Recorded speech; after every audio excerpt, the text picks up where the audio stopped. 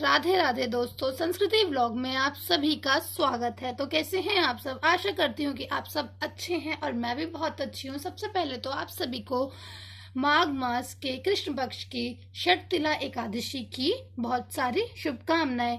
तो आज जैसा कि आप सभी जानते ही हैं कि 28 जनवरी को षटतिला एकादशी है, तो मैंने उसका व्रत रखा है। तो मैंने उसकी व्रत कथा पढ़ने जा रही थी, तो मैंने सोचा क्यों ना आपको भी इसकी व्रत कथा सुनाई जाए।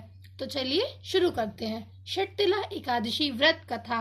पौराणिक कथा के अनुसार एक बार नारद जी ने भगवान विष्णु से षटतिला एकादशी की कथा और उसके महत्व के बारे में बताने का निवेदन किया। तब श्री हरि विष्णु ने उनको षटतिला एकादशी की कथा सुनाई, जिससे इस व्रत के महत्व का पता चला। एक नगर में एक ब्राह्मणी थी जो भगवान विष्णु की भक्त थी। वह सभी व्रत नियम से करती थी। एक बार उसने लगातार 1 माह तक व्रत किया, जिससे वह कमजोर हो गई। व्रत के प्रभाव से शरीर शुद्ध हो गया। भगवान विष्णु ने सोचा कि व्रत के पुण्य से उसे विष्णु लोक में स्थान मिल जाएगा, लेकिन उसकी आत्मा तृप्त नहीं होगी।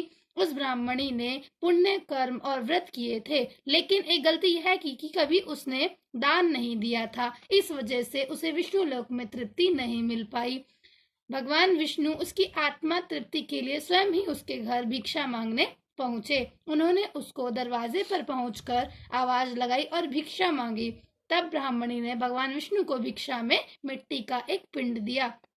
श्री हरि विष्णु वहां से अपने लोक आ गए। मृत्यु के बाद वह ब्राह्मणी विष्णु लोक पहुंच गई। वहां पर उसे एक कुटिया और एक आम का पेड़ मिला।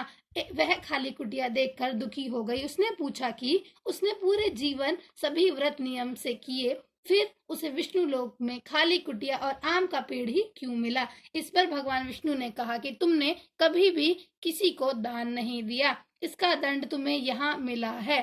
तब उसे अपनी गलती का एहसास हुआ और उसने प्रभु से अपनी मुक्ति का मार्ग पूछा। तो उन्होंने बताया कि अपनी कुटिया का द्वार बंद कर लेना। जब देव कन्याएं तुमसे मिलने आए तो उनसे षटतिला एकादशी की विधि पूछ लेना। षटतिला एकादशी व्रत जानने के बाद ही कुटिया का द्वार खोलना। एक दिन जब देव कन्याएं उनसे मिलने के लिए आई तो उसने वैसा ही किया जैसा भगवान विष्णु ने कहा था। देव कन्याओं ने उसे षटतिला एकादशी के व्रत के बारे में विस्तार पूर्वक बताया।